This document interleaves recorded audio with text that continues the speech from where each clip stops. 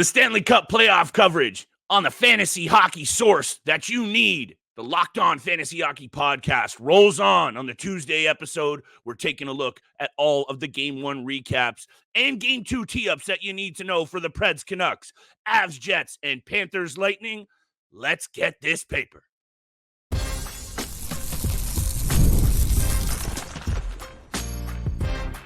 You're Locked On Fantasy Hockey, your daily podcast on fantasy hockey. Part of the Locked On Podcast Network, your team every day. There is nothing better than springtime hockey, and we are in the middle of it, my friends. Shout out to the everydayers tuned and tapped in, making us your first listen every single day, and it's the Locked On Fantasy Hockey Podcast, hosted, as always, by Mr. Steel Roden. And on this side of the microphone, it's your boy, Big Flip Livingstone. My goodness me, Steel. Right now, you and I aren't going to have any problems filling in these episodes for the next at least week or two. And today's episode is absolutely no exception. We're going to recap some of the Game 1 action that we saw over the last couple of days. Preds Canucks, Panthers Lightning, and probably most enticingly, Avs Jets. What a first game for those two teams. We'll also tee up Game 2 for all of them. Tuesday night bets, you know what it is. We are breaking down bets all throughout the playoffs. You can still find us Monday through Friday, wherever you find your favorite content. Make sure you drop us that 5-star review and smash the subscribe button. The plugs are done, Steel. I think we should start with, why don't we start with Panthers Lightning? We can move on to Preds Canucks, and let's wrap it with Avs Jets, because no disrespect to the New York Rangers or the Washington Capitals, maybe more so the Capitals. That series might be done in, if it's possible, 3, but they have to play 4. So I think we can move on from that one.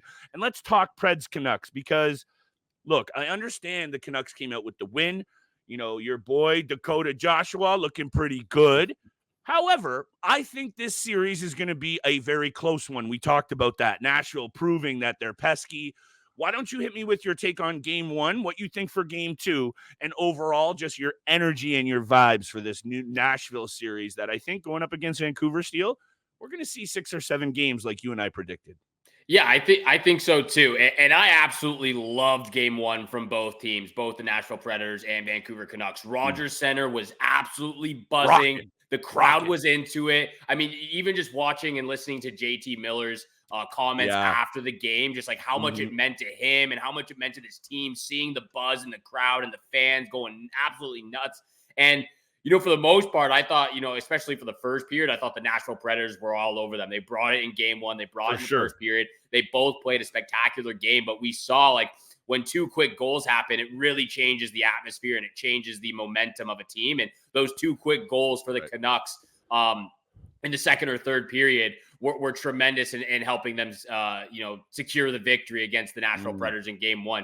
We didn't see one single road team win so far. You know, we're recording a little bit earlier on Monday before the Dallas Stars Vegas Golden Knights game, a little early between the Kings and Oilers as well. So we don't know if a road team won in those 2 matchups, but the 6 games that have taken place so far, a road team has not won a game 1 yet. So it's the home advantage has been a big advantage so far in the first games in the first round. But yeah, I really love what the Nashville Predators brought. You know, Roman Josi, you know, Alexander Carrier as well on the blue line. We're really making some big moves for them. You know, obviously you got O'Reilly and Philip Forsberg and Gustav Nyquist on the power play. Evangelista looked pretty comfortable too in his first Tommy playoff Novak. hockey. I mean, they were throwing their body. They were letting the Canucks know that they were there and they were not to be, you know, pushed around with. It was, in fact, the Predators were pushing them around for quite the game. So, I mean, big W for the Canucks, but I love the matchup. I love where this series is headed. And I think you're right. I think we're both right. It's going the distance. It's going 7. So just to agree with you, right off the top of my notes here is that barn was rocking. Yeah. And you sent me the clip of JT Miller. And look, all home ice situations, I think, aside from perhaps Toronto, you know, I'm not even going to get into that mess. Toronto fans, if you're listening, you're going to the game, Game 3. See what Vancouver's doing. See what even the crowd in Florida. Did you see the barn in Florida? We'll talk about that too. Shout out to Canucks Winnipeg. fans. I know we haven't seen Edmonton game 1, but that barn's going to be rocking. Vancouver. Winnipeg. Don't let us down, Toronto fans. It can't be all suits in there. It can't be all suits in there. Let the fans rock the building. Anyway, Toronto fans, if you're not seeing it, take a look. Hats off to the Vancouver crowd. The club clearly fed off of it, and that had to be mentioned number one. That was the first home playoff game in 9 years for Vancouver, and they were ready to roll, and 2 quick goals turns that game around. I'll say this. Number one, Thatcher Demko made some very big saves to start that game that very much the club and the crowd fed off again. Shout out to the Preds for proving that they will be just what we predicted. This is going to be a close series, Steele. I really don't see either team running away with it. And that might mean trouble for Vancouver, because if they have to roll into Edmonton in the next round, I know we're getting ahead of ourselves here, but if they're going to have trouble with Nashville, what happens when Draisaitl and McDavid roll in? We'll talk about all of that when we get there. I was just kind of thinking about, we're glossing over Washington. I'm almost ready to take a look at whoever's going up against them in the second round. Anyway, I'm getting excited because there is just so many things to be excited for. Wanted to give credit to Demko, wanted to give credit to the Predators for showing up, and a lot of credit to that Vancouver crowd. Now, speaking of which, we mentioned the crowd. If you're okay, let's get very quickly to Florida and Tampa and save our for bets, and we'll talk about the Avs and Jets. Look, when I saw that game against the Panthers and Lightning, and I watched the whole thing, Steele, I'm really impressed by a few things. Number one, when things get elevated in terms of anticipation and pressure, this Florida Panthers team, Steele, really seems to turn it on. I think a lot of it comes through Matthew Tkachuk, the swagger, and his ability to do the same thing. Elevate his play, Steele. That Florida team threw their body around like no tomorrow. Take this in. Every single player that started for that team, not named Sergei Bobrovsky, had at least one hit. They had 109 hits in game 1, Steele, total between Florida and Tampa. This series has a very intense physical tone from the jump. Verhaeghe big again. Florida's forecheck was intense. Yeah. I think the Tampa Bay Lightning deserves some credit, but what I'm most impressed by, Steele, is this Florida Panthers team backed into the postseason, and we had some doubts. Series is far from over, but I'm just really, really impressed by the gall of this Florida Panthers team. We knew this was going to be a battle. We knew it was going to be a battle between these two Florida teams. And honestly, along right with the Predators Canucks game, I thought both teams played a very good game 1. Sure. A couple of things that bothered me that I think obviously the Tampa Bay Lightning could make a big difference in game 2 was they were very bad off the start. The first 10 to 15 minutes of the first period, they were really nowhere to be found. They didn't even hit the net. They didn't get their first shots on net until like the 14th or 15th minute into the first period. Bobrovsky only faced 19 total shots. Yeah, and that was the second problem. He only faced 19 shots. So a very poor, slow start for the Tampa Bay Lightning. Again, in a 3-2 win for Florida, if they get off to a better start, I think it's a different game, a different outcome of the game, maybe same sort of score, low scoring game, but different outcome if they start off a little bit better. And they only had 19 shots, like you said, on net for Sergei Bobrovsky. They didn't test him. They didn't test him enough, and that's the point of the slow start. They didn't get their first 4 shots off until the 15th minute of the first period. So those for me, when you look at the numbers, they had less turnovers than the Florida Panthers. They had more hits, even though it was by 1. They had a better power play percentage. They were 1 for 2, and Florida was 1 for 3. So again, that's something in favor for them. Is one of the best power plays, best power play in the league right now. Florida's got to stay out of the box continuously. They did that in game 1. But yeah, for me, the biggest one was better start in the first period, come out flying, guns a-blazing. Number 2, put pucks on net. We've seen in countless series so far, especially the Leafs Bruins series. You can look to the Jets and Avalanche series. Put pucks on net. Throw the puck at the crease. Go for rebounds. 100%. They didn't do that well enough in game 1. That needs to change for game 2. Most definitely, nothing's going to change on the rest of today's episode. We're going to keep bringing this fire. and playoff breakdowns coverage. We got Tuesday night's bets coming up. I got a couple more takes about this Tampa Bay Lightning team, Steele. We talked a lot about Florida. I want to talk about Tampa very quickly. As you alluded to, much like a number of these series, it's going to be a battle, and we're only through game one. We're going to look at some focus here for the game two of both of the series. We'll continue to talk about right around the break. Today's episode is brought to you by our friends at Game Time. You never want to have a stressful ticket buying experience when going to your favorite event. I can remember getting tickets on another app, Steele. You go to the gate, the code doesn't work. With Game Time, you never need to worry about it. And with killer deals, prices on the Game Time app actually go down closer you get to that opening puck drop or first pitch, whatever you're taking in. You can find it on Game Time, MLB, NBA, NHL, concerts, theater near you. Game Time's the app that you need to be checking out. Steele and I use it all the time. Take the guesswork out of buying tickets with Game Time. Download the Game Time app, create an account, and use code LOCKEDONNHL for $20 off your first purchase. Terms apply. Again, create an account, use code LOCKEDONNHL for $20 off. Download the Game Time app today. Last minute tickets, lowest price guaranteed. And thank you so much for making the Locked On Fantasy Hockey Podcast your first listen every single day. The Locked On NFL Mock Draft is available now. Find the ultimate 6-episode series on Locked On NFL Draft to hear who the local Locked On experts are picking for every single NFL franchise, with live reactions from local college football experts and even the fantasy football angle. The Locked On NFL Mock Draft available now on Locked On NFL Draft on YouTube or wherever you get your podcast. Once again, thank you so much for tuning in for today's episode with Flip and I. Hit the subscribe button, the follow button, leave a 5-star review. We appreciate all that love and support you show us every single day, all season long. So thank you so much for continuing to subscribe and continuing to show love to the channel. Again, just thank you. We got to show the love to the fans and the listeners out there every single episode. So appreciate y'all out there tuning in for today's episode, Tuesday episode. Back over to you, Flip, talking about the Tampa Bay Lightning and the Florida Panthers. I know you got something on your chest you want to talk about with the Lightning. Let's get into that. Yes, I do, because when I look at John Cooper in that post-game presser, not like any coach is going to go out there and act nervous, but take a look at the difference between the line of questioning for Jared Bednar of the Colorado Avalanche, not looking so comfortable about answering questions about his number one goaltender. We'll talk about that. And then you have John Cooper sitting in there like, no big deal. What are you talking about? We played good. They played good. I'll talk to you next game. John Cooper is one of my favorite coaches, number one. Yeah. You know, I like to give love to the bench bosses and the front office. Probably the two best coaches, Paul Maurice and John Cooper right there. Bang, right there. Agreed with you. And John Cooper just does not seem phased, and his team is not phased. Like you said, they could have easily come out with that W there. And I mean easily in terms of, yeah, of course, they would have had to grind for it. I just mean, like you said, in terms of the different outcome, if a couple of those bounces at the start go differently. This is playoffs. I'm not going to write home about bounces and what should have.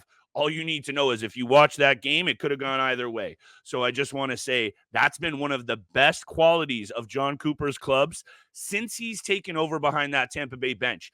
They don't get phased. Whether it's in the game you're down 2-3-1, whether you're in a series you're down 2 or 3-1, the Tampa Bay Lightning have proven their mettle. They've proven their experience and that they don't get rattled. So I just wanted to show that love. And then back to Florida, because, you know, I like to talk about the good OHL Niagara Ice Dog products. Carter Verhaeghe has been bringing it in the playoffs and the regular season, and he looked really good in game one, popped another goal. That's 16 goal steal for him and 35 points in only 46 career regular season games. And actually, over the last 2 playoff runs, he has 29 points in 30 games. So this guy is very much a point-per-game player, almost when it matters the most, and I really just needed to show that love. Now, if you're okay with this, you texted me the other night going, are you watching this? And mans were slacking watching NBA hoops because I got a degenerate parlay going, and you were like, you better check it out because the first period is going bananas. What was your take on that game, though? Because I think there is a lot more to take away other than, obviously, as fans, as degenerates, we like to see goals aplenty, a good barn burner. But if I'm the Colorado Avalanche, I'm a little bit concerned. And actually, I have some concerns for the Winnipeg Jets as well. We'll talk about both. Hit me with your take, though, on that game in this series. I think, honestly, we might have the same concerns with this, but I've got two concerns from, one from each team. My concern with Okay. the Colorado Avalanche is obviously Alexander Georgiev. Yes. I mean, 7 goals on 23 shots. Yeah. Absolutely one of the worst game one performances we've seen by a starting goaltender in this league. And just looking at the stats as I bring them up right now, a 696 save percentage. Ugh. And yeah, I mean, Whoa. just 16 saves on 23 shots, a Whoa. 696 save percentage. That's my concern with the Colorado Avalanche. I will, give them a little bit of praise here. Their offense was incredible. Of course. Cale Makar, 3-point night. Nathan McKinnon, 2-point night. 43 shots on net, which leads me to my concern with the Winnipeg Jets. And Connor Hellebuyck got absolutely bailed out by his offensive group. Yeah, he was shelled. Absolutely bailed out. And I understand that, hey, 43 shots on net. I mean, that's a lot of rubber that he's seeing in that game from a pretty I think decent. it was 46 shots, but that doesn't matter. Let me pull it up right now. My bad. I didn't mean to nitpick because the point holds true. It does hold true. And you're right. 46 shots on net for the Colorado Avalanche. Connor Hellebuyck's stats for that night. Again, he had an 870 save percentage. It's not great. It's way better than Alexander Georgiev. And at the end of the day, that's his job, is to play better than the other goaltender at the opposite end of the ice. That's his job. Whether it's a great looking score, it doesn't matter. He got the win at the end of the night. But there is some concern with how Connor Hellebuyck played in game one. And that, again, I don't see the Winnipeg Jets being able to score 7 goals again, even 6 goals again. I know the Colorado Avalanche can do this with the offense and defense that they have. But at the same time, with that being said, again, kind of going back and forth here, we know the Jets can really, stand tall and regroup defensively. That was a poor defensive effort from the Winnipeg Jets in game one. They still got the win. But they can clean that up. They know we've seen it before. They've done it all season long. They can clean that up. I don't think Alexander Georgiev can really clean up his game moving forward. Yeah, will he play better than 7 goals against, on 23 shots? Yeah, he will. But man, that is very scary if I'm an Avalanche on the Avalanche team. If I'm Jared Bednar, if I'm Rick Bowness and the Winnipeg Jets roster, complete faith in Connor Hellebuyck. It's kind of like a one-off kind of game where it's like, okay, we won. We got the one win in game one. Let's move forward. Let's clean up the defensive act in front of our starting goaltender. So a little nervous on both sides. 1 with Alexander Georgiev, and 2 for the Winnipeg Jets. I don't think they can redo a 7-goal night. Steele, look, you and I don't compare notes. We don't talk before the episode very much unless it's, are you going to be on time, Flip? What's going on here? That is eloquently put, my friend, because look at this. The Winnipeg Jets can't allow 46 shots from the Colorado Avalanche. Not again, anyway. Many more times in this series and come out with the victory. Number 2, playing this style of hockey in the postseason and expecting to win is not sustainable for any team. And I'm not saying because Colorado lost, they should be more excited. Of course not. They lost. The Jets got the dub. That's actually, you said the job of the goalie is to play better than the other goalie. I think the basic job is to just get the win. If you have to scratch, claw, scrape, lose your teeth, let in 20, but your team wins, the job is getting the dub. So Hellebuyck got the job done, but I think you and I did a really good job about X factors.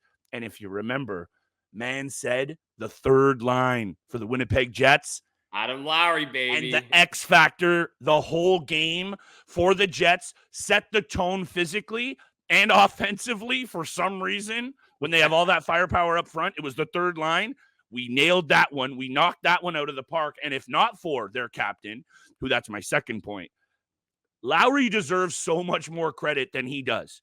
Yeah. Maybe he doesn't jump off the page, and maybe that's why as fantasy cats, you and I don't talk about him as enough. To me, he's the prototypical NHL captain in today's game. 100%. He can bring it offensively when he can. His game is very underrated offensively, but he also has a battle for minutes. He's also not always playing with the best talent, although I love the line they have now. We talked about that. Number 3, This Colorado Avalanche team, Steele, is not going to be held down. They had 9 shots in their first 3 minutes. You can't come out and play NHL hockey like that, the Winnipeg Jets. So those are all the angles. You and I have covered them. I don't think there's too much more that needs to be said other than you better tighten up defensively, Winnipeg. And Colorado, like you said, Steele, the fact that they didn't go to a Noonan or however you pronounce the backup kid, that says a lot, too, about what Jared Bednar thinks about his situation, and things could unravel very quickly if what do you go ahead. Talk to me after the break. Talk to me after the break. I feel like at that point, though, they literally should have just pulled him. There was no reason. No, I agree. No, that's what I'm saying. No reason. That's what I'm saying. That's very indicative, I think, of what they think about where he's at. Let's talk a little bit more after the break. We got Tuesday's bets. Big episode coming up tomorrow. Make sure you're tapped in all week. Steele, take us away, brother. Tapped in for the NHL playoff on the Locked On Fantasy Hockey Podcast. We're going to get to big time bets very, very quickly. But first, this episode is brought to you by FanDuel. It's playoff time in the NBA and NHL. Baseball's in full swing, and FanDuel is your place to bet on every game. Right now, new customers get $150 in bonus bets guaranteed. That's $150 win or lose. Bet on everything from slap shots to home runs to slam dunks, all in an app that's safe, secure, and easy to use. What are you waiting for? Visit FanDuel.com/lockedon and make your first bet an automatic win. FanDuel, America's #1 sportsbook. This episode is also brought to you by Policy Genius. Life insurance is an important safety net for your family, but trying to find the right policy on your own can be time-consuming and very overwhelming. Policy Genius is the country's leading online insurance marketplace. It saves you time and money so you can provide your family with a financial safety net starting today. With Policy Genius, you can find life insurance policies that start at just $292 per year for $1 million of coverage. Some options offer same-day approval and avoid unnecessary medical exams. Policy Genius helps you compare your options from top companies, and their team of licensed experts is on hand to help talk you through it. Easily compare quotes from America's top insurers is just a few clicks to find your lowest price. Your work life insurance policy may not offer enough protection for your family's needs. Even worse, it may not come with you if you leave your job. Policy Genius gives you unbiased advice from a licensed expert support team.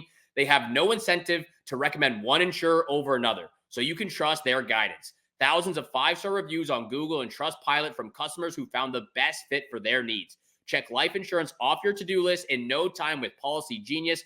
Head to policygenius.com/lockedonnhl or click the link in the description to get your free life insurance quotes and see what you could save. That's policygenius.com/lockedonnhl.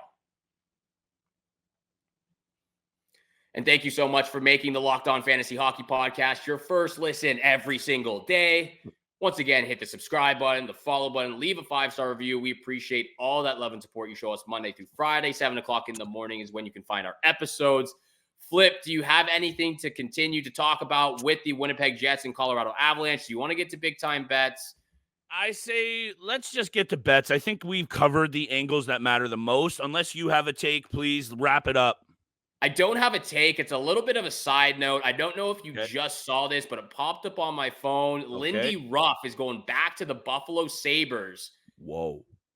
He spent 14 seasons with the Buffalo Sabres from 1997 to 2013. He's going back there. They just hired him once again. I had to throw that in there because it popped up on my phone. How do you feel about that? We're going to get to big time bets, but how do you feel about that real quick? Yeah, that's a juicy nugget. I feel very uncertain, because there was a lot of things being thrown around by, New Jersey pundits and fans.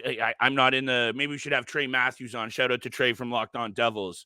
We should have him on, Steele, because I think Lindy Ruff lost his touch with the young core in New Jersey. I think he wasn't able to get the most out of his really young group of players. He's a very old coach, old approach, and you're headed into the Buffalo Sabres, who, are they one of the youngest line? They got to be one of the youngest rosters. And all of their key players are basically in their mid to early 20s. That seems like a really nice move on paper, but I don't know how that's going to fit and translate. On paper, it seems like a really nice move. I actually like it, just like at first glance as it popped on my phone. That's for sure. I feel like it's redemption for him. I'm just going to throw this out there.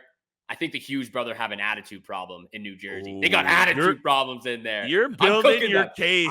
You're building your case for JT Miller's Hall of Fame induction early, and I respect it. Hall of Famer for sure. Hey, look, absolutely love it. Is it fair to say that right now, perhaps, if Luke Hughes continues to be able to stay in the lineup and Jack Hughes doesn't, who's going to have the more longevity in the NHL? Hey, we'll talk about all of that in the offseason. Why don't you take me to your Tuesday's bets? Because I have a same game parlay. The odds aren't great, but they're 3 winners, Steele. So why don't you hit me with what you're looking at first, and I'll wrap us up quick with a same game parlay. Absolutely perfect. I've got 2 from the same game and then an under as well in that Lightning Panthers game. So I'll start there. Lightning and Panthers game 2. I'm looking at the under 6.5 in this matchup. I think the 5.5 is at plus 106. I think that's definitely respectable. I'm going to play a little bit safer and tease it up to under 6.5. I'm in. I'm adding it to mine. Done. I'm taking the Lightning and Panthers. That's my first pick, under 6.5. I don't know what the odds are at right now, but still taking the under 6.5. Check FanDuel for the latest. Second pick of the night, Rangers once again on the puck line at plus 108. They are the second best home team in the regular season with a 30-11-0 record. Rangers puck line, it banged out for me in the game 1. It's going to bang out game 2. I think that's my lock of the night as well. Yes, it is. Third pick and final pick. I'm going with Mika Zibanejad anytime goal. He was a little bit underwhelming in game 1 for me, honestly. I really liked, obviously, Artemi Panarin. Vincent Trocheck was incredible. Took a couple of selfish penalties at times, but other than that, I love Trocheck, Panarin, Alexis Lafreniere. That second line, those 3 are killing it. Obviously, Adam Fox and Chris Kreider, one of my best bets. He got a goal there as well. Zibanejad did have an assist, but a very underwhelming game, in my opinion. I'm going to look at him to make a difference in game 2. Anytime goal. I'm hoping it comes on the power play from one of his infamous slap shots, but those are the 3 picks. Lightning Panthers under 6.5. Zibanejad anytime goal. And then my lock of the night, Rangers puck line at plus 108. Love it. And let me just start with this. The Washington Capitals have punched above their weight class the entire season. Taking a look at this roster, and I'm not here to nitpick. I'm not here to take away from a team that's in the playoffs. Would I have loved to see Sidney Crosby in there? You know how I feel about that deal. But we got Ovi, and I just want to see something from Ovi before I even spit out these bets.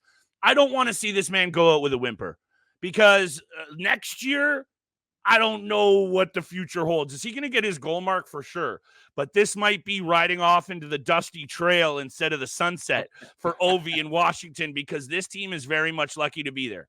So number 1, I want to see more from Ovi. I want to see him at least get a couple. And I do want to see Washington get the 1 win that I predicted. He didn't even have a shot on net in game 1. Exactly. So if this is the last time we see Ovechkin in the postseason, a Conn Smythe winner, one of the best to ever do it, the best goal scorer to ever do it, it's just going to suck, Steele. So I'll leave it at that and say, number 1, sorry, Ovi, Rangers puck line. Number 2, the under has hit in 6 straight games between these 2 Metropolitan Division foes, and I think the Rangers are going to smother them once again. A lot of talk goes into the playoffs, deal, and the Toronto Maple Leafs might be a victim of this in game 2 themselves. A lot of fans feel that it's just because you drop game 1, they're going to win automatically in game 2.